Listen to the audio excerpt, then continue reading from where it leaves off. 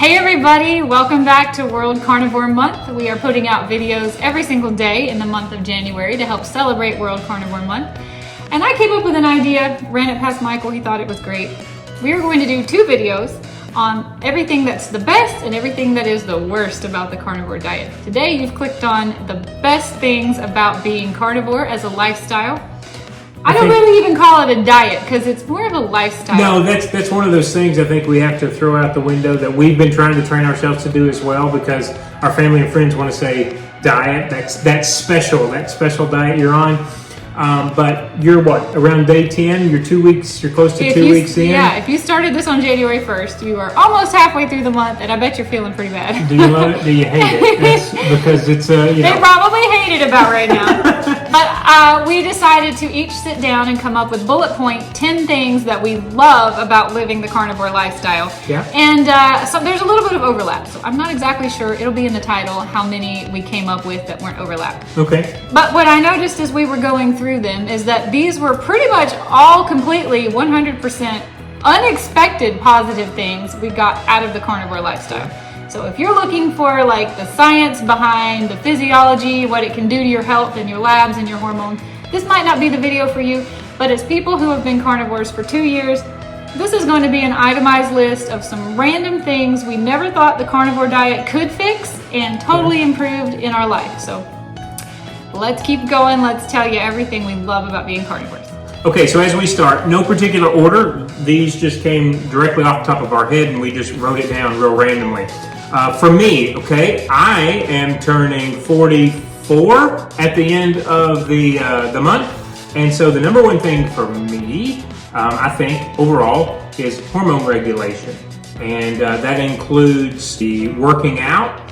And that also includes what supplements that I take and the lack thereof. Julie has seen me through, almost 7 years of going through different supplements, and I have whittled them down. So for me, just kind of overall, just a hormone regulation, just a good balance, and I can't really put a finger on it specifically, but that's what I attribute it to. I don't know anything about hormones, so I can't say that I can put this one on my top 10 list. However, I do feel like a much higher functioning level person than I used to, and I feel better than I used to overall. I'm going to say that's probably because my body has been regulated in levels I don't know about or understand. I would say she is very hormone regulated as well. You have no PMS. Mm-mm. You don't cramp. I forgot to put this on my top 10 list, and this is a big one. Yeah, and I have you're very regulated monthly. No idea when my period is coming because I have 0 PMS symptoms. I have nearly 0 cramps to the point that sometimes I forget I'm on my period entirely. I don't have mood swings. I don't get moody. I don't get hungry. I don't get tired, lethargic. I have like no symptoms of it being that time of the month, if you will. I forgot about that being a hormone. And again, that's a big deal, you know? Right, and in your age group, you should have more of that, not less of that. And so, again, for me, that was just the number one thing I immediately wrote down as soon as we grabbed pencil and paper. It's so chill and mellow. I actually have no idea when it's coming. It's a complete surprise when it comes. And it's just a nuisance more than anything else. I have no the fatigue. I don't think you even fatigue, get the real no fatigue. crankiness, no hunger, no cramps. I don't cramp at all. Like it's an absolute breeze. It's just annoying. So I guess you're right. Hormone regulation is a big deal on the carnivore diet. And they will all. I think that one will kind of all directly impact the rest of this Can you believe list. I forgot to put that on my top 10 list? You're just living so well. I know. That's a thing of the Don't past. even think about it anymore. It doesn't bother me anymore. The first thing on my list is skin improvement, and what I mean by that is I do feel like my face is looking way better than it did when I was in my 20s. I was almost a complete vegetarian in my 20s with the occasional like boiled or grilled chicken. No eggs, no meat, red meat, no nothing. So I have noticed a huge difference in my skin. Some of that could be because I have been upping my skincare game. I would, give some credit where credit is due. But there's other skin improvements that I've noticed that have nothing to do with that. I used to be the person who had to cover in body lotion from head to toe every single day, or every single time I got in the lake or the pool or the river or the ocean. I was constantly dry and flaky and itchy, and that is absolutely not an issue anymore. I put lotion on, I would say once a week, maybe even less than that. I still moisturize my face, of course, but I don't put body lotion on at all anymore, and my skin just feels so hydrated and supple. I don't have any flakiness or dryness. Itchiness, all that is gone. When I get wounds or cuts, I feel like they heal at a crazy rate, and I think my first experience with that was all the road rash from the truck accident. I am very pleased with how all of that has healed, and I think it's because my body is getting the nutrients that it needs to regenerate itself and heal. So I'm going to say skin improvement was my number one thing that came to mind. That wasn't on my list, but it was, I was thinking about that when I did put down the hormone regulation, because we are in Florida. So, you know, Charlotte has more of 4 seasons, and like Julie said, I think with the lotion and the sunscreen and the maintenance of skincare, we assumed we needed to double, triple coming into a harsher climate here in Florida.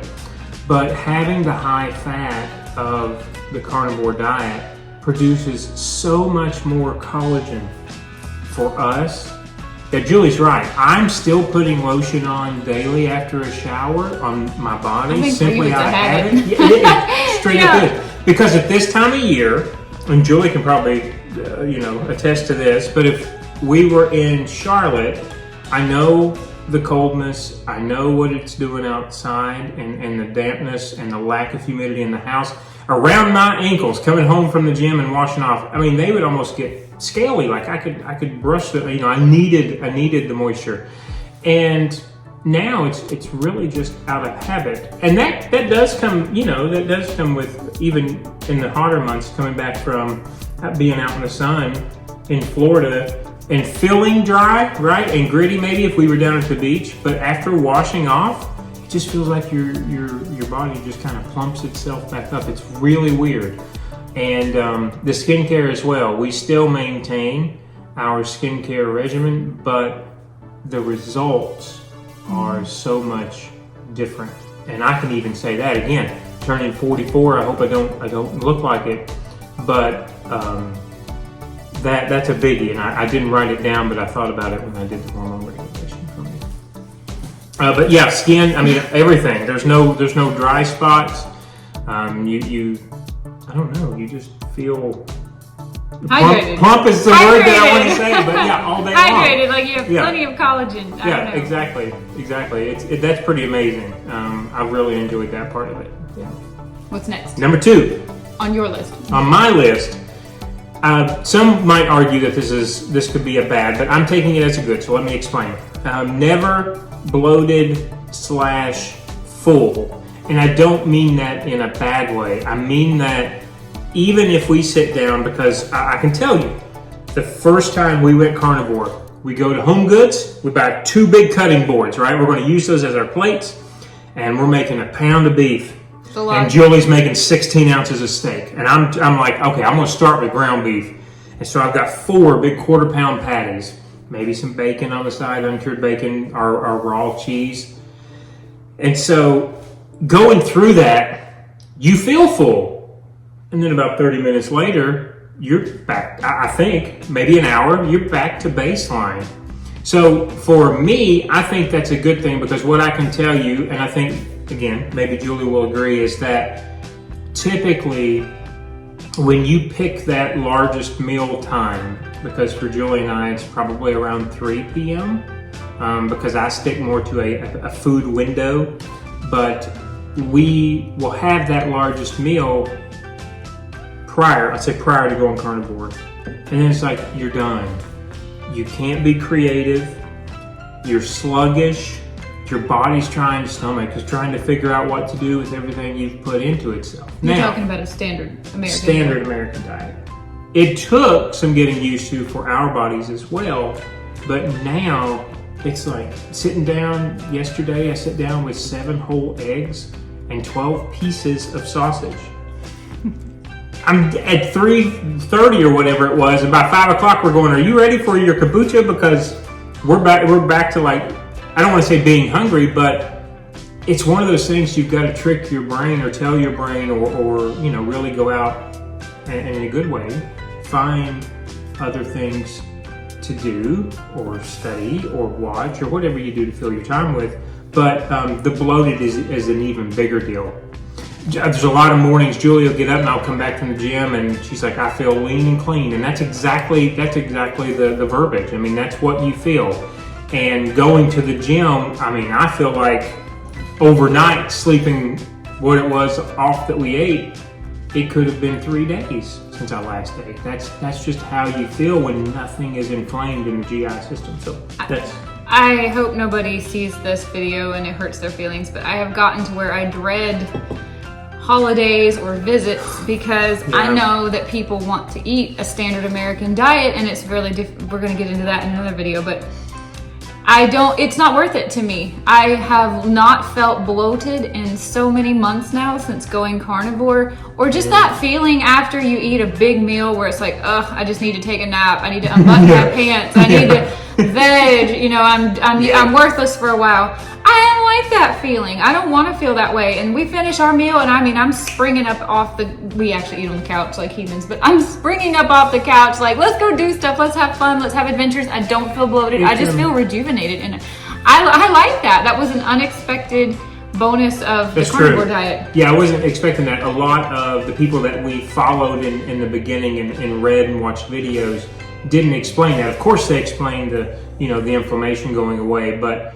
just not having that bloated feeling. And this is coming from a guy that used to be like strict paleo and loved the oatmeal in the morning, and I loved beans and I loved rice. Beans, rice, and oatmeal was all you ate. You think you're supposed to feel this way, and that's good, and it's like, try it this way. Obviously, we hope that you're doing the same thing, and you will have that go away. Awesome. That was number 2 on your list. Let's move on. This is number 2 on my list. We have noticed since going carnivore that we rarely get sick, but when we do get sick, we bounce back really quickly. I used to be the kind of person, when I got a cold, I would be running a fever and miserable for 2 or 3 days. And then there'd be like a solid week or 2 weeks of just not feeling myself, feeling under the weather, feeling lethargic, drowsy.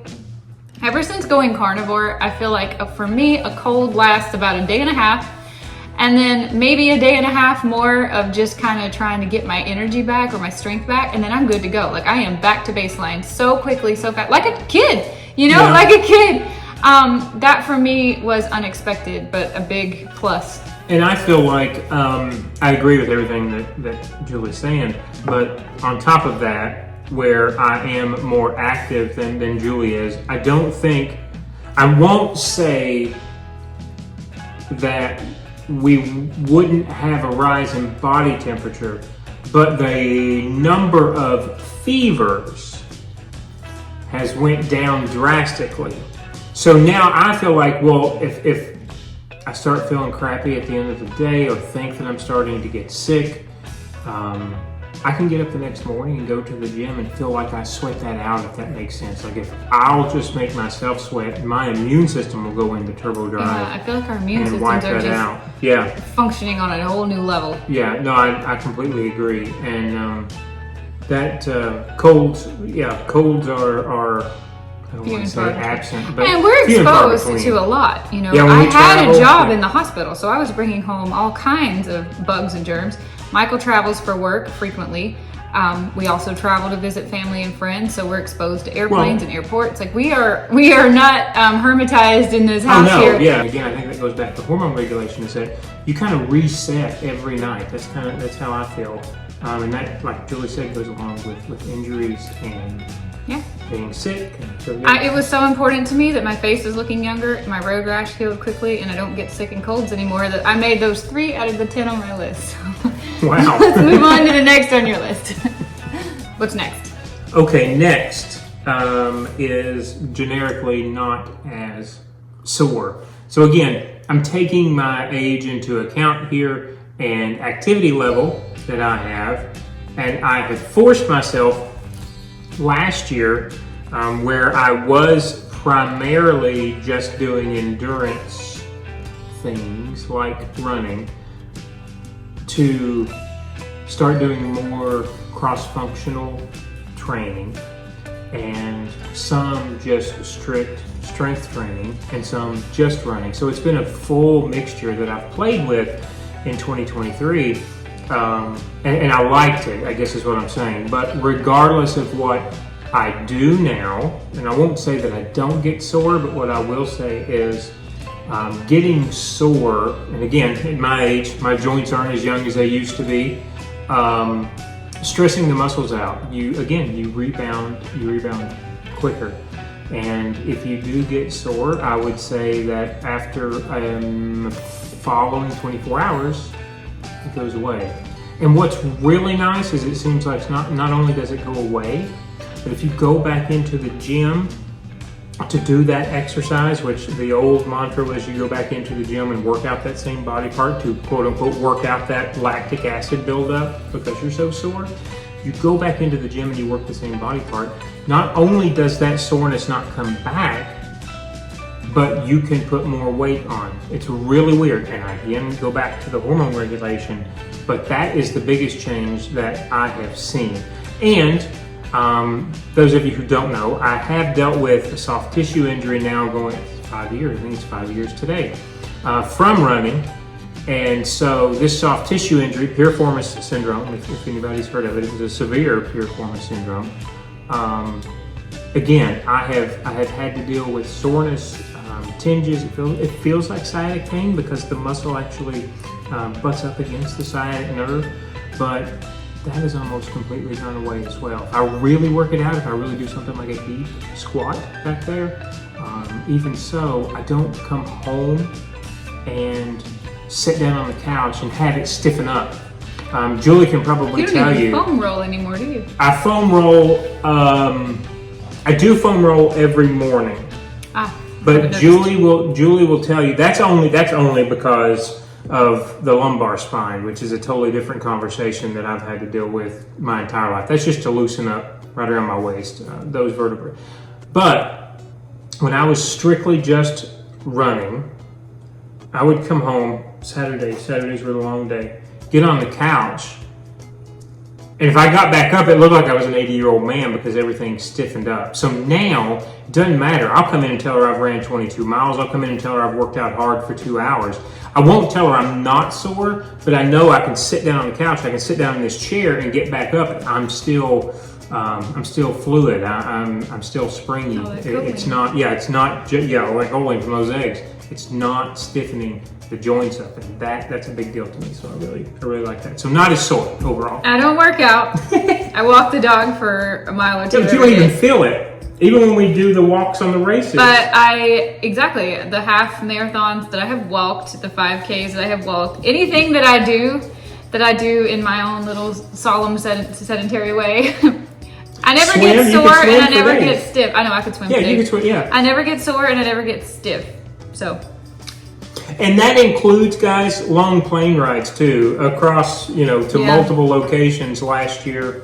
Plane rides are the worst on you because of your back issues. True. However, you are nowhere near as uncomfortable now when we get off of a long plane ride as you always were when I knew you before we went Carnivores. It's unfortunate because I have, Julie thankfully introduced me to chiropractic care 6 years ago, so I don't want to say that's carnivore. I wish I could do a study on myself to say I'm not going to quit going to the chiropractor though, but she's right. I feel, again, more bendable, if that makes sense. More bendy. More bendy. When I had back pain every single day from a very early age, everything just is easier when it comes to physical activity. Yeah. It really, really is.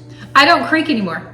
I used to have wrists that creaked every time I would turn my hand or bend my wrist. I mean, it was actually an absolute joke. I've been like this as long as I can remember. That went away over the last year. I can do this all day and I get no creaks or snaps or pops. It was never painful, but my elbows don't pop. I do get the occasional, and that tells me I'm receiving great chiropractic care. Oh, yeah. But I don't get the little creakiness, like the little squeakiness. Like, by the way, if you hear any creaky squeakiness, these chairs are wretched. And I'm hoping that means we'll never have to worry about arthritis. That's what I'm. That would be great. Hoping, yeah. I would love that so much for me. All right, moving on. You're moving on. Next is number 3 on my list, and I'm going to try very delicately to discuss this, but I have noticed a tremendous improvement in the health of all my internal organs, but I'm going to specifically be talking about gut issues. I do not wish to get graphic or explain exactly what all was going on with me, but I think my entire life, but it got really bad in my 20s and then in my early 30s before I heard about carnivore. I was having extreme gut problems, from pain and cramping to going weeks without going, or just constantly having inflammation and discomfort. And I spent my 20s eating more and more and more and more and more fiber. I mean, I was literally eating nuts and stems and twigs and whatever I could eat, like a bear going to hibernate, like that was going to fix any of my issues. When I went carnivore, it was not a very pleasant transition into carnivore because I started having the absolute opposite problem. That will be talked about in our worst of carnivore video. However, if you can get through the keto flu, I want to tell you I'm on the other side of this now, and my report back to you is that I have pushed through and it's worth it, because I've never, ever, ever, ever felt like my internal organs were working together to make me feel good. And everything now, I don't have pain. I don't have cramping. I don't want to talk about it, but I am working beautifully, and I do not wish to tamper with that. It isn't worth it to me when I get the opportunity to eat something or, have a cheat meal, if you will. All I have to do is remember how I felt for decades before I found this diet. And I really believe that health begins in the gut. And that was the Garden of Eden of all of my problems, was how unhealthy my gut was. I think that has allowed my body to repair itself in so many other ways, just getting that gut health fixed. Yeah, no, I agree. I think I was not a vegetarian like you were, but I was, again, more paleo. So nuts was very regular, oats very regular. Chicken, if I had any meat. Julie knows I wasn't a big meat eater. And you almost had this badge of honor if you go a week, which sometimes I did, of not eliminating. And it's like, look at me, my body's using all of this nutrient. Everything I eat is valuable. That's why I don't have any waste. And that isn't how it works. This is the unfortunate thing of even learning the healthcare system in America, is that's kind of how you're taught to believe. And so you have to go out here and find these rogues that are, bucking the system, so to speak. And so you start watching, you start reading, you start realizing, hey, your liver shouldn't have to be detoxifying all of these overprocessed foods, and it works along with its gallbladder. So what happens if we pull back and just eat the meat, the eggs, the cheese? And like you said, they start working harmoniously. Beautifully. And there's a curve. I didn't know it was possible to feel this good from top to bottom. I did not know it was possible to feel this clean and regulated and not distended or bloated ever. Yeah, that's true. When I first went carnivore, if you watch that intro to carnivore video, I'm going to abbreviate the story, but a friend of mine at work was telling me that she ate 0 fiber, and I cracked up laughing because I was literally seeking out fiber in everything. I was putting fiber supplements in my drinks sometimes. Yeah. I thought if I could just get maybe a little bit more fiber, all my problems would go away. And she's like, when a bear needs to hibernate for the winter, they start eating roots and stems and leaves and twigs and nuts and foliage and anything they can eat to dam up their gut and clog them up for the winter. She's like, how much fiber are you eating and how are you feeling? She said, why don't you try eating no fiber and see what happens? It's such a joke. I used to teach a nutrition class to nurses, and I'm telling them 30 grams of fiber a day is a minimum, while I was trying to do the same thing. And it's like, nobody needs to power wash your colon if you eat the right nutrition. Your gallbladder should not be having to work that hard to put out that much stuff. working hard. They should just be working harmoniously with each other. So Yeah. gut health made number 3 on my list, and it was probably number 1 if I'm being honest. No, microbiome's important. It's everything. We think it's everything. It kickstarts the whole rest of your body. Sure does. What's next on your list? Sleep. Oh, that's next on my list too. Okay. Now, I'll start by saying I've never had an issue falling asleep. I have always been a dreamer. Line of song. And I have a pretty good, and Julie does too, internal clock. If we know that there's something we have to be up for, we really don't have to have an alarm clock, even now. But once your body kind of gets back to neutral, gets used to the carnivore diet, guys, I have never had as deep of sleep, as vivid of dreams, as Julie likes to say, disappointment in waking up because you have to leave fantasy land, and nightmares. I couldn't tell you. I truly couldn't tell you. Now, I wouldn't say that I don't have night terrors or anything like that, but they were always smattered, being a dreamer as an adult. And I can go to sleep in a matter of minutes. Like, it's not. Must be nice. So sleep. I over here have severe ADHD. Falling asleep at night has been a struggle for me as long as I can remember. No matter what time I lay down, no matter what over-the-counter medication I have ever taken, which has been a few, it takes me hours to fall asleep no matter any given night, no matter what I've done that day.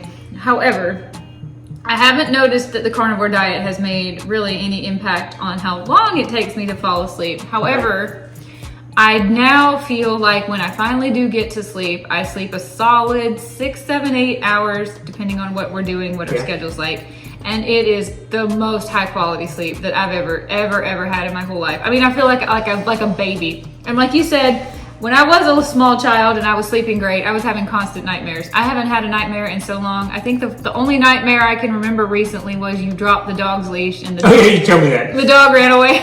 Yeah. I have no nightmares, but I have the most vividly intense, I exciting, don't fly fun dreams. Like, I dream all night long about like unicorns and adventures. It's like being in Lord of the Rings. I have these. And when I wake up, I'm actually disappointed because I didn't get to finish the quest. Like, I have such good, so I must be in some hardcore REM sleep. And I don't know how long you actually do dream, but it feels like I dream from the time I shut my eyes until the time I wake up. I know, it is hardcore, good, high HQ sleep. Like, I have never experienced sleep like this in my life. And when I wake up, as soon as my eyes open, I'm ready to get up. Like, I'm rested. That's it. Yeah, I used to be the person who would wake up and then lay there in the bed, like checking my phone and playing on my phone. And I open my eyes and I look at what the dog is doing because she's in the bed with me. And I pet her for a few minutes and I'm like, we have to get up. Like, I have so much to do. I feel so rested and the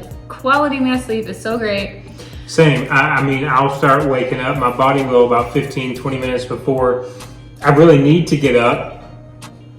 But like Julie said, once you've slept your 8 hours, your body's like, let's go, let's get to the gym. This is the first task of the day. We've got this and this to do. And it's not an anxious feeling. It's an exciting feeling to get up. Julie's turned herself completely into a morning person now. And I think this is a large part of that. I have been sleeping in until 7 o'clock the last few weeks, only because it's dark until 7 and I need to walk the dog as soon as we get up. And as cool as the temperatures have been, I prefer to walk her. But over the summer and the fall, I was up at 5 o'clock every day. And I could get up at 5 o'clock now if I wanted to. But I feel rested. I just feel like my hormones or my gut microbiome, I'm not really sure the science behind it, but something is working and giving me high quality sleep. And I never ever had that on a standard American diet, not when I was vegetarian, not when I was eating as minimum protein as possible. So something switched. Sleep is great. That was next on both of our lists. That's so funny. Okay. Next on my list, I'm not sure that Michael and I agree on this one. But I've always been an extremely cold-natured person. Yeah. I live under a blanket. I wear pants all year long, always cold. In the summertime when it's hot, I'm complaining because the AC is on. In the winter, I'm complaining because it's drafty. I've always been a freezing cold person. And ever since going carnivore, and this started even when we weren't strictly carnivore, that first year when we had cheat days, I don't really get cold anymore. And I know you're gonna say you live in Florida, it doesn't get cold in Florida, but hear me out. Like we went home twice for the holidays to North Carolina, and it was in the 30s. Yeah. I went to Stockholm, Sweden in November, and it was in the 20s. It even snowed on me some. My hands will get cold, just my fingers if they're not in gloves or a pocket, but I just don't get cold. Like, I'm never feeling drafty and freezing and creaky and like I need to hide under a blanket. I haven't felt cold in 2 years. And I know that might not seem like a big deal to some of you, but it is a big deal to me because I would shiver to the point I was having back pain. I was always freezing. And whenever I would eat a meal, it was even worse. I would eat my food and then just have to crawl under all the blankets and just shiver and shiver and shiver. Ever since eating such a high protein diet, I guess my metabolism is on a new level or something. I just feel like I have an internal flame and I'm never cold. I just don't experience cold. I do have that on my list. It's not next, but we can mark it off my list. And I had Really? metabolism feels like a fire in your belly because It does. it straight up does. It feels like you have a fire. When you first start carnivore, we had talked about this. Julie and I'm like, do you feel like there's a fire? Like it really, the heat that comes off down there is amazing. So I don't know that I have a whole lot of difference. You weren't a cold-natured person. Yeah, and thermal regulation, so to speak. But I will say that I do get hotter easier. And I think, and I'll explain what I mean, but I think it is due to the carnivore and the activity level at the gym, wherein I can come back and I will get out of the shower and I will still be sweating, and I will have to put a shorts and t-shirt on to try to come back down because the raise in body temperature and the sweating and the working out, your body just stays at that level so much longer than if you weren't doing it at all. And I can tell you, doing a standard diet, I didn't really feel that either. It would take me I don't know, maybe 20 minutes post-workout, and I would be getting hungry. And there have been times now where I will come back from the gym, get out, do that whole cooling down thing, and it may be, Julie asking me, hey, do you want some eggs? Because I'm fixing eggs, and my stomach, my body hasn't turned over yet to start feeling hungry. So that baseline metabolism, I think has totally went up to the point now that it takes me longer to enter that food window than it did at one time when I would come back and I'm like, I'm starving. So overall, I think, yes, the metabolism, we just run at a hotter temperature. That's really what it feels like sometimes. It may not be a perk for everyone who's starting this diet, but if you are the kind of person who has a really hard time with thermoregulation, especially staying warm when there's absolutely no reason for you not to be warm enough, this will be an unexpected and thrilling side effect of the carnivore diet. Not ever feeling cold. Remember, please, this is not 3 days in because that keto food, this you're going to takes be a while. Yeah. Your body, you got to remember, is having to biochemically reset itself and put itself back on the track that we think we should have been on from the beginning in the first place. But that's a different discussion. Kids are never cold. Right. Hey, well, that's that thermal fat. Hey, guys, your brown fat that goes away when we're children. I think eating the high-fat diet, and we don't have a study on this yet, I think that thermoregulates us. And I believe because of using the fat as energy now instead of carbohydrate as a primary source, it's the same process that young kids do when they're first learning to walk. That's why we can leave them out in the cold a lot longer than what we could stand with a typical diet. Anyway, that's getting way too much in the weeds. But day 10, when this video comes out, maybe in the middle of the month, maybe at the end of the month, it's going to be different for everybody. It's going to be different from your activity level. You'll feel that shift, I promise you, in that belly. And you're going to be like, what on earth did I just eat? It's like nothing. It's just like a fire. Within a few days. And I okay. Too. Yeah. Yeah. You Just will get over the feel keto like you flu. have a little space heater right here. It does. And that It straight kind of up does. passes. It kind of goes away. I don't feel it anymore. But as your body your metabolism is adjusting to this whole new influx of no carbs and high protein and high fat, you're gonna feel like your body is having to relearn how to thermoregulate, and it will get it right this time. Yeah. Anyone who has ever experienced restless leg syndrome, my heart goes out to you. It is something that, and I know you got to remember, we're still studying this. So I can't give you studies and papers that have been written on the subject, but I can tell you that my mother also suffers from this because unfortunately we can't turn her carnivore yet. We're trying everyone in our family, but I have almost kicked Julie out of the bed before. You have. And so my mother, this was before any of my training, before any of professional schooling. My mother's OBGYN had told her years ago that when they were first looking into this, it was simply a deficiency in magnesium. And then you learn the action of how, muscles contract and blah, blah, blah. And so she started supplementing with some magnesium, and it went away. So I thought, well, because of the miles that I'm running a week, and probably mostly because of the diet that I had and the lack of meat, I'll just buy a magnesium supplement. And then if you look at your normal, regular, good old, generic daily vitamin, you don't get your 100% of magnesium. So then you buy it separately. I bought it separately. I thought that would take care of the issue. It did turn it down. But guys, when I tell you that I could sit on the couch in the evening with my legs stretched out, and I could feel the nerve balling up, like almost charging itself, and then it fired all the way down my leg. I could count the number of seconds sometimes. Some evenings were way worse than others. It was annoying, it was irritating. Sometimes they were so large of a contraction that that leg or that muscle would just lock. It was so bad. And of course, no one wants to go to the doctor and take medication. So when Julie brought this home to us, and she talked about gut before, the first thing was, well, let's just go gluten-free. I'm like, cool, I'll do that. I like experimenting with stuff. And then we'll go lactose-free. Okay, that's cool. Then we switched to oat milk, and that's a whole set of issues in itself. But then she brought home the carnivore thing, and I start slowly reading, and I start understanding a little bit more about things like your electrolytes and how much of, how much percentage of your daily amount is in your red meat. And then how fat, right? Fat surrounds your nerves. That's exactly what insulates it. Okay, well that kind of makes sense too. So I started on this. I don't know. When was the last time that I ever had anything?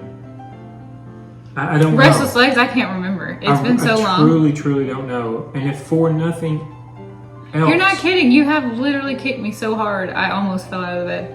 And it was bad, right? And your nerves do this, right, as a reactionary response. But your body kind of twitches right before sleep. It's protecting itself. That's what it's supposed to do. So it would get so bad because it wouldn't be a twitch. It would be like a kick. It wasn't arms. It was always legs, and almost it was always arms sometimes. Was it? Mm-hmm. Okay. See, I didn't know that. So anyway, I won't bore you with that. But if nothing else, the carnivore diet fixed that, and for that reason, I appreciate that. That should have been on my list too. I would not go back to a standard American diet for that reason alone. Now, I will say this. During that first year, when we did have, and we can talk about that at a later date, when we did have, I'll say regular cheat days. If you get to like day 3, so you've had 2 days of cheat and you're on that third day, if you cheat on that third day, it's weird. I don't know really how to explain it, but I kind of started feeling like my body wanted to start that again. So yeah. If you have RLS, please try carnivore diet. Trust me, it fixed mine 1,000%. That's awesome. Should have been on my list too. Yeah.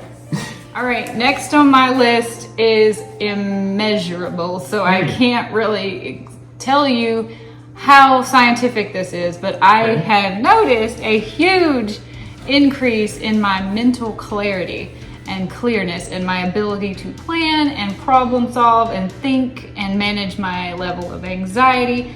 All of these things have become much, much more improved for me since going carnivore. Okay. I believe it is because now my brain is not being fueled with sugar and carbohydrates anymore. If I do fuel it with sugar, it would be a little bit of honey. I very rarely eat fruit, but I do occasionally eat fruit. I think my brain has just had to learn how to power itself in a different way. Yeah. So now it's operating a little bit differently. But I used to be, and if you're going through the keto fog or the carbohydrate withdrawal, you will know exactly what I mean. But I used to be, before going carnivore, just kind of like foggy, kind of uncaffeinated, if you will, at all times. I just never really felt like my brain, I always felt like my brain was a little bit in sleep mode, or I really had to like push it to wake up and get the engines going. And now that's just not the case anymore. I wish I knew more science behind it. I wish I had actual numbers and facts and figures to tell you, but I'm just smarter. I can learn things faster. I can win board games that I used to struggle with. I am much more aware of what I'm doing when I'm trying to learn a new skill and more honed in on things. Again, I wish I knew how to tell you. You'll have to experience it for yourself, but I think once you do, you'll be like, that's what Julie was talking about. I just feel like my brain is just on some next level of operation. Again, I think it's those hormones, you know. What do hormones start out at? Fat. And, you know, you think about the brain and the pineal gland, and you talk about having to use fat as fuel, which means it takes more of an effort for the body. And I completely agree with you. Learning becomes easier. Reading and retaining information, I can say that, becomes quicker. I'm glad you said that, because I didn't think to say that. Okay. Reading and retaining has always been a huge thing. I can read a book and then tell you kind of like what the book was about. But if you set in front of me a list of 3 instructions, 1, 2, 3, I would read them and totally have wiped out 1 and 2 when I read 3. I would have to read 1 and do it, read 2 and do it, and then read 3 and do it. And I just sort of thought everybody's like this. I'm getting old. It's normal. Now you can rapid fire instructions at me and they all click. Like this is weird. Not measurable, but it's a real thing. I agree. I can say for me, I guess in a work environment, what I'm used to doing is expending more brain power than physical anything during the workday. And around 2 o'clock, before Julie and I got into this, I would always have to take a kombucha with me to kind of bridge that, because I would go into that brain slump. fog. Yeah, that brain fog, and that doesn't happen anymore. So if you get through your keto flu, brain fog is a thing of the past. Yeah. It really, really is. Yep. I wish we knew more science behind that. Yeah, no one's studied this yet. I think the keto flu is the worst. You will feel more sluggish than ever before when you're in the keto carbohydrate withdrawal, and but I'm telling you, when you come out on the other side, it is way different. Yeah, once you get out of that, yes. All right, that was next on my list. From the time that I was 7 years old, I was put on both allergy and asthma medication. I had my first asthma attack. Freshly mown grass was a big deal. So we go through the whole thing of, at that time, having the allergy test done on my back at 7 years old. That wasn't fun. I have no idea, because I've never had it done, the test done again, how many different things it was. But I know that animal dander was a big one, pollen was a big one, and hay is a big one, and grass. So I started allergy shots. I started inhaler 4 times a day. I had asthma attacks, I won't say continuously, but regularly until I was about 16. And then for whatever reason, body went into overdrive and didn't have to take the inhalers anymore, and I got off the allergy shots. But I say that to tell you that I still take or did take a daily allergy medication. What I've noticed in, I won't say recent years, but the majority of my adult years is that I have skin sensitivity to a lot of different things. Some that I can't even name, that my skin will just break out in hives in one place or the other, and it'll itch for a little while, and I don't know. So anyway, the point is, Zyrtec was the one out of all the ones that are available now over the counter that I took regularly every day. And what I have noticed is now, being on the carnivore diet for a number of years, I have to feel what's going on before I take a Zyrtec. So the breathing issues really don't happen anymore. Now, I can't tell you if I went out to a set of stables that was full of hay and horses that would be fun. I don't know that. I've not been around horses in a long time. But generically, living in the Ohio Valley for a long time, and the pollutions and allergens that are there, Piedmont Valley, when I moved to Charlotte, they're different, so my body had to adjust to that as well. And then coming to Florida, again, same thing. But so it's something that I still live with, but what I can say with the carnivore diet is it's usually delays 1 every 3 to 4 days before I have to take one. And what ends up happening is eventually my skin, regardless of how much lotion I put on it, I will begin to kind of itch. Things in spots all over my body just start to itch. So I've tried to give that up as much as possible, but it's something that I still, am attempting to do and to work through. But yeah, it at least it has been delayed, the amount of medication that I have to take. So that's a big one for me. So you have noticed an improvement since going carnivore in your skin's reaction to allergens? Yes, it takes longer. It takes longer for that to happen. But I'm talking about something as simple as an ant bite. I told Julie before, I went head to toe, front and back in hives on that before. It could be rubbing some sort of weed. How is it different now? It just takes longer. It's just delayed. I don't have to take a Zyrtec every day. I have to take it maybe every 4 days before my skin gets a little bit irritated. And you used to take it how often? Every day. Every single? Sometimes 2, which is a prescription dose. I missed that part. Taking 2 a day. So you used to have to take an anti-allergy medicine every single day. Yes. And now you're down to every 3 or 4 days? About every 4 days. Yeah. Something like that. That's awesome. Yeah.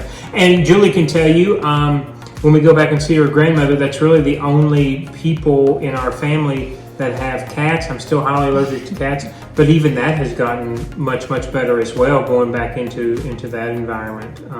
As long as I stay on hardwoods floor and a hardback chair, I don't know, it's just, I can't explain it. It just feels different. It feels better. And what I'm hoping is... How about your asthma? That's non-existent. Julie and I keep an inhaler here. I won't call it a rescue inhaler because it's not. I've had to have one of those, but I keep a regular inhaler here for me as well. I think your last inhaler actually expired, and we hadn't even opened it. Probably did. The majority of the inhaler use now is if we get something down in our lungs from sickness, and that's almost went away too. So. I do feel like both of us, and we sort of touched on this earlier, have had quite an improvement in our immune systems. Yeah, that's what I was going to say. I mean, he used to have to boatload on Benadryl and Zyrtec. To go visit my grandma. He'd have to take it before we went to her house, Benadryl and Zyrtec, and then try to stay awake. And then he would be scratching the whole ride home, and Benadryl and Zyrtec when he got home, and a shower immediately. Nowadays, my eyes would weep. Nowadays, you're still doing the Zyrtec only every few days, no Benadryl at all. And actually, that was just to visit Grandma. Now we stay for days at a time with her cats. She keeps the cats away, like they're not in the rooms where we are, but they're but it got so good that I actually forgot to pack it. So I actually forgot to pack the Zyrtec, and it was okay. So. Again, this one isn't measurable scientifically, but if you live, No, it's just me. If you live with chronic severe allergies and you're allergic to everything on the planet, you notice. You do. Even if your symptoms never go away completely, you notice when they're Yeah. improved. And most people, I think, would take improvement any day. And that's what I'm hoping for. I'm hoping my IgEs, my immune system for allergens, really went through the roof. That's what I'm hoping for. Too bad we don't go to doctors. I'd love to have all this measured. I know. I kind of would too, to get like some blood work done, but okay. Next on my list is a little thing, but you know, this is the relationship that you and I had for years before we went carnivore. Okay. We were OMADs. I've been an OMAD 20 years probably. But, you know, sometime around the middle of the day, what do you want to eat? I don't know. What do you want to eat? I don't know. Where do you want to go? I don't know. You pick, you choose. And this conversation sometimes could go on for hours. We tried the whole write down restaurants and meals and a fishbowl and pull one out. It invariably seemed like we were overwhelmed with the number of choices of things we had to eat, restaurants we could go to. We did do a lot of eating out before we were carnivore. That got old. I really got sick and tired of that, but I also wasn't doing anything to help with that problem. But since going carnivore, your options are extremely limited. And yes, I know there's a million videos out there on 100 different ways to prepare ground beef and, you know, 365 different carnivore meals for the year. I know there's lots of, but at the end of the day, the variety is not there like it is with a standard American diet. So one thing that I didn't realize went out the window, but I'm so grateful that it went out the window, is this daily angsty struggle over what to eat. Because if you don't care and your partner doesn't care and you both just want to eat a meal and get on with your day and you can't choose, you can't pick, it's annoying. I know that it's annoying, Yeah. but now it's like we know how to go to the grocery store and only buy the things that we will eat. And if we shop today, in 3 or 4 days, the refrigerator will be literally ice cubes and baking soda. Yeah. There's nothing in that refrigerator that sits in there for more than a few days. So our options are always completely limited, and I think that has actually been a huge perk, because I know it's either going to be steak or ground beef or chicken today, maybe eggs. But having to choose between 4 things is 100 times better than having to choose between every restaurant in town, every fast meal that we can make, everything I know how to cook. It's so much better. Is that a silly thing to have on my list, or do you agree? I think it could be taken both ways. You don't love the lack of variety as much as I do. Right. But what I will say I think has been nice is that we can take the kitchen and not both have steak if I don't want it, or Oh, of course. ground beef. So what's been nice, I think, is that we meet in the middle of everything else, but the meat that we choose to fix is all on our own. So like Jill said, I do all my own cooking, Yeah. you do all your own cooking. so Side by side. That's been kind of neat, because we don't Rarely have to do argue, we ever argue, eat the but- same meal. Yeah. I mean, we really only eat the same meal if we actually went out to eat or picked up something. That's true. Really never do we actually eat the same meal. No, that's I true. cook for me, you Even cook if for we you. both have a steak, you like a different cut of steak than I like. And what I like about that is that we don't dicker over, we've got to make this one big plate of stir fry and it's going to be chicken because I like chicken better than you like your steak, or I don't like, it's not that. It is, me saying, all right, I'm going to have 7 to 10 eggs, depending on how I feel. Jules is going to fix a 16-ounce ribeye. She knows what she needs, and I know what I need in the kitchen to do that. And then, everything else that we have, like our pork rinds that you've seen, or our cheese, or whatever it is going to be in the middle of the table that we're both going to eat. And sometimes that can be bacon, that could be more, more meat.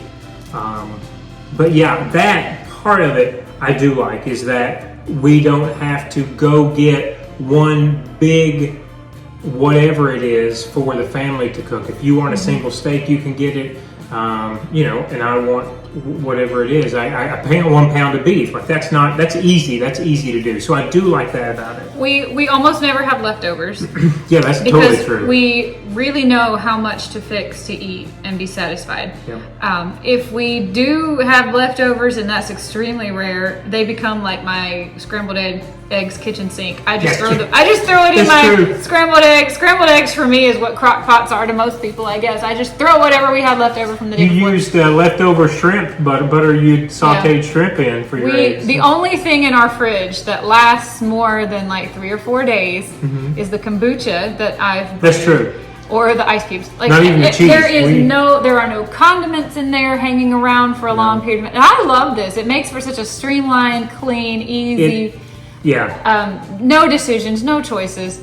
I like that. It's a silly little stupid thing, but I like it about the carnivore diet. It's not multiple pots and multiple pans. It is one pan for you to cook the steak. Believe it or not, 2 people. We completely fill up a dishwasher every single day.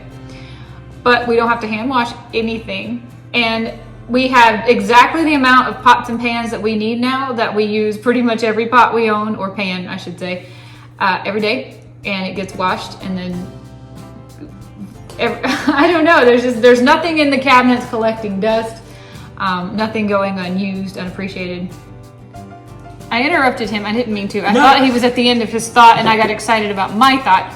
But when he explained to me what he meant, we don't have all the accessory pots and pans you would need to make corn and green beans or rice along with your meat. I said that over the holidays, Yeah, that's what I was thinking. So it is, we might fill, one of the shelves full, but it is literally necessity. It's not, there's nothing else, The Tupperware that we use holds the cheese. That's really it. We don't, like Julie said, we don't have leftovers where we're having to dump. I have always believed, and I still believe, that there is no home-cooked meal on this planet worth the work involved in gathering all the ingredients from the store, pulling pots and pans out of the tops and the bottoms, and crawling around trying to find, and then having to use every single burner and making a mess, and the chaos of trying to remember when to take something out of the oven and put something else in the oven, and how long does this need to cook.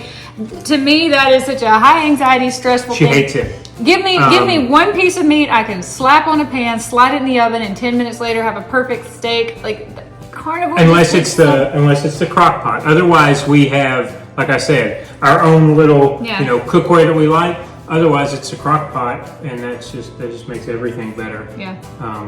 I didn't understand that was the direction. No, I'm sorry. I thought it was more condensed. I'm not saying we don't fill it, but I think we fill it with cleanup is a breeze. Cleanup is such a breeze. The only thing I have to do is disassemble the stovetop and wipe up our spills once in a while. But cleanup is an absolute breeze. This kitchen never gets dirty, and I like that. I have never believed that a home-cooked meal, when you've got to have beans and rice and a meat and sauce and rolls, and you have to use your microwave and you have to clean up behind me as I'm fixing stuff, because otherwise we're going to have then you eat the hour. food in 2 minutes and you have disaster to clean up. Yep, I love that about carnivore. It would have been cheaper to order out if you're going to do that. Exactly. I mean, yep, that is a good thing. That was so important to me, it made it onto my list. Okay, next, again, it could be taken either way. It's good or bad, but. And I absolutely, this should have made its own list. Absolutely could care less about bread now. Absolutely. And that includes your cracker. That also includes chips, even though I know that's not made out of bread. I'm thinking of Cheez-Its. I used to, I don't want to say addicted, used to love Cheez-Its. They were a part of my diet for several years. You used to tell me they were the healthiest junk food in the aisle. Either way, your flavor profile changes for the better. And this also comes along with, they would have seen our cheesecake recipe by now.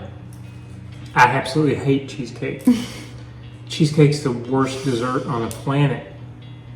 But when I say your profile changes, it was really weird. When we got that year that we first started and we decided we're going to do 5 strict and then do what we want on Saturday, Sunday, we would get to the point that we would make ourselves sick almost sometimes, because it was that brain telling you, almost like you're, drug seeking, that you need this to check this box, to have that fulfillment.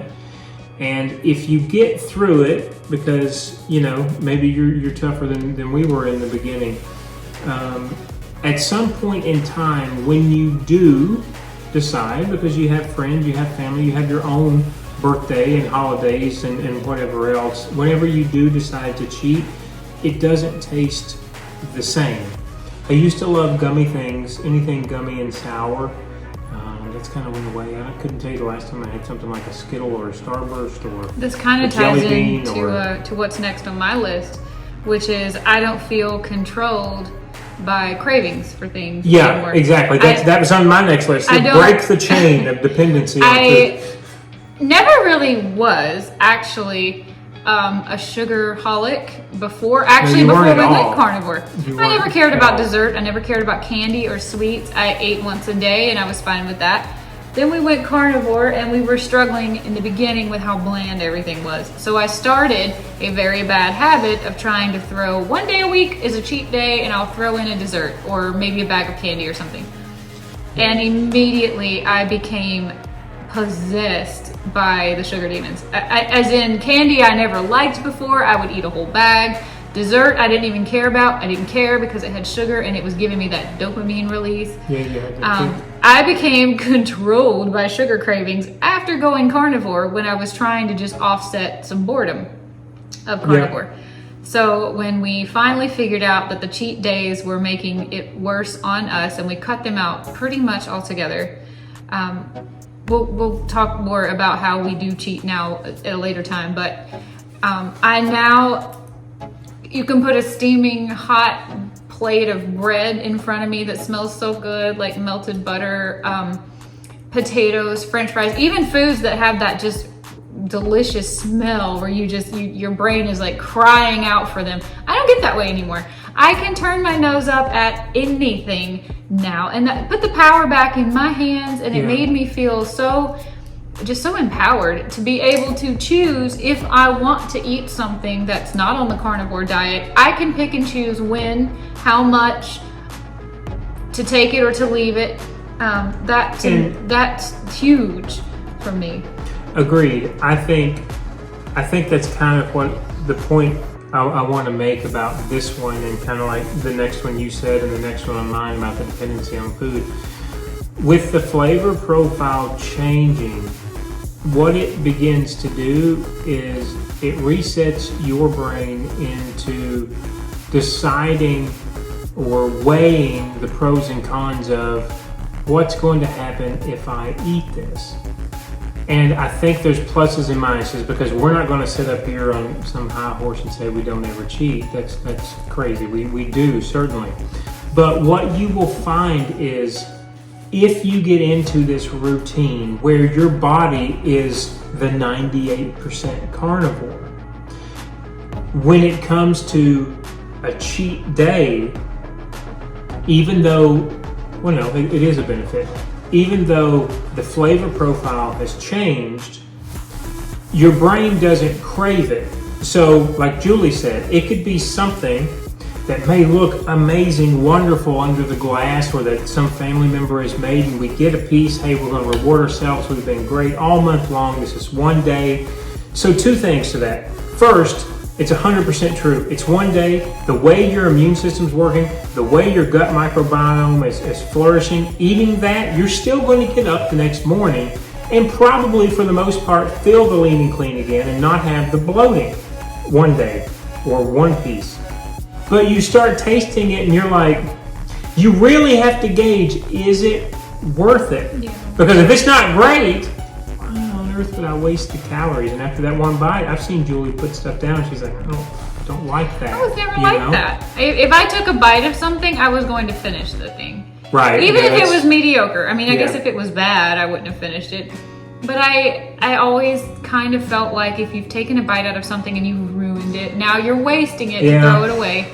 And I just really like the power being back in my hands to say, I'm choosing to eat this thing that's not on my diet today, but I'm choosing to eat this amount, and then we just, I'm telling you that carnivore cheesecake that we posted a few days ago pretty much nixed any of my desires for sweets at all, because we've gotten the recipe down so good where it's so great. It actually tastes like the real thing. And I know that our palates have changed. You're right about that.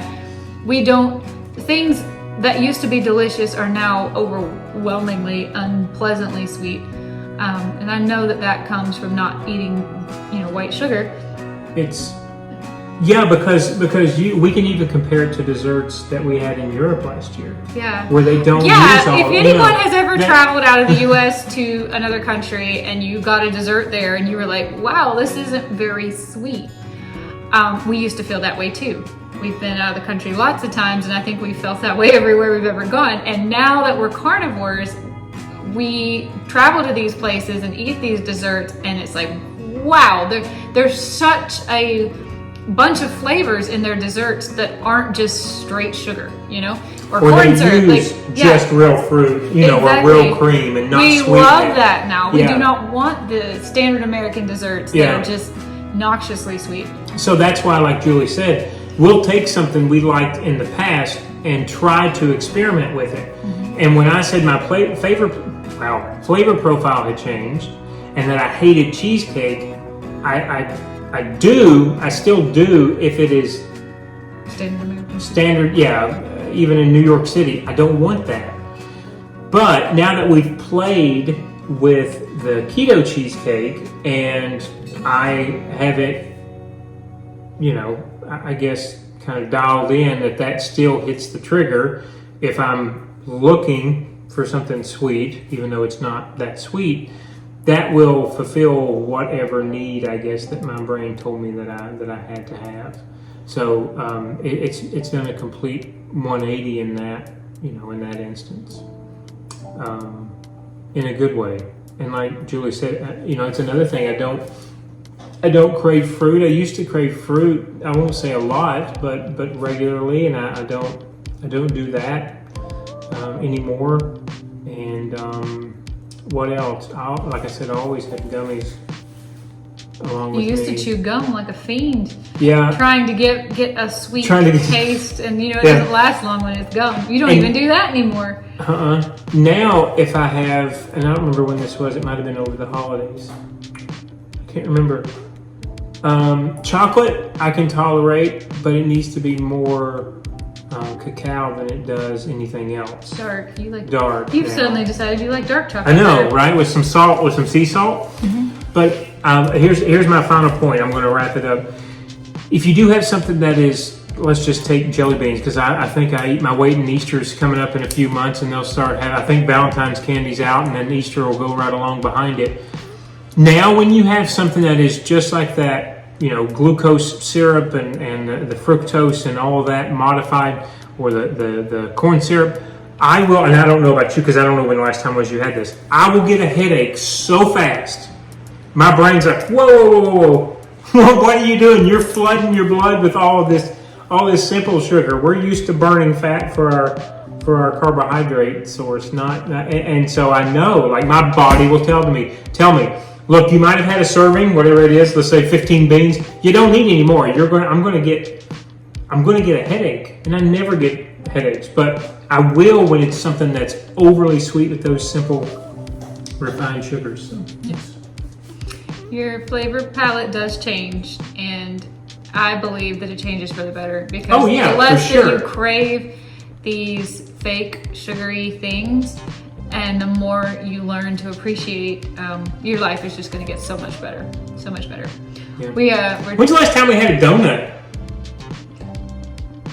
And I used to, my weekends after I was running long runs. I used to say that there's nothing in the world I can't turn down except a donut.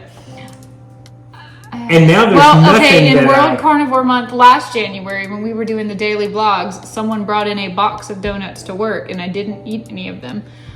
And I know that I haven't had a donut since then either. So it must have been... I think I can add on one hand the number of vegetables I ate in 2023.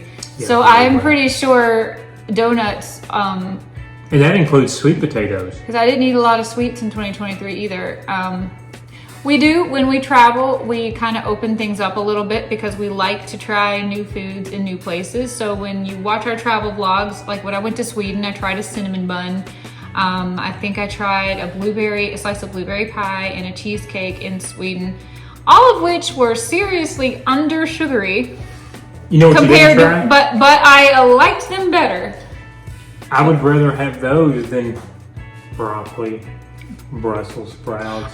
If you're asking me right now, if you told me right now my life is under threat unless I choose between a broccoli and a donut, which one to eat, I would choose the donut. It's full of crap. I agree with you, but the broccoli would make me feel worse actually than the donut would. But don't worry, I'm tempted by neither. Yeah, so that food, and again, these aren't things that we regularly ate, but they were treats. I remember chocolate milk was a big treat for me when we do our worst of carnivore video. We are going to itemize the things that we miss eating, because that's a good idea. Don't think that meat and eggs and salt is hitting all of those dopamine receptors. It's not. It doesn't. I'm not gonna lie, it doesn't. However, you learn how to function without it, and you learn how to evaluate how great you're feeling and is it worth that temporary high. It's just like, I guess with maybe coming off of cigarettes or alcohol or something, it's like you're so proud of the progress that you've made and you're feeling so much better and everything is better in your life, and you know that for 5 minutes you would really enjoy that thing, and then it would undo all of the good that you've set up. So it's a weight, it's a balance, you'll see that. I think you'll see that, and then hopefully what you do, no matter how many times you fall off the wagon, once the body resets, you get to that point where you're like, is it worth it for me to eat this, or even eat all of it? Maybe it's a bite. Yeah, that's another thing. I have learned the ability to take a bite of something and savor it slowly and enjoy it and think about what am I eating and what does this taste like and how delicious this is, and then stop. Even if it's something that I want to. And what you learn, I think, overall, what you learn is to stop eating the majority of crap. So it's like, okay, let's take a cookie for instance.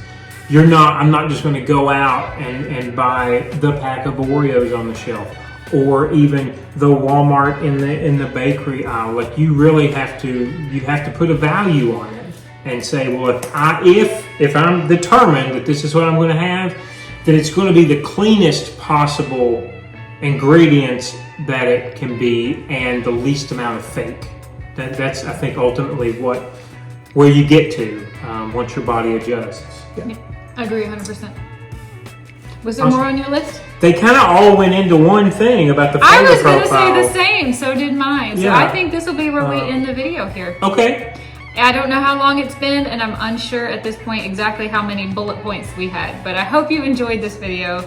I hope it was encouraging to see that, we started this 2 years ago, and we didn't do it, we're not doing it perfectly now, but we certainly didn't do it perfectly in the beginning, and we know where you are and how you feel.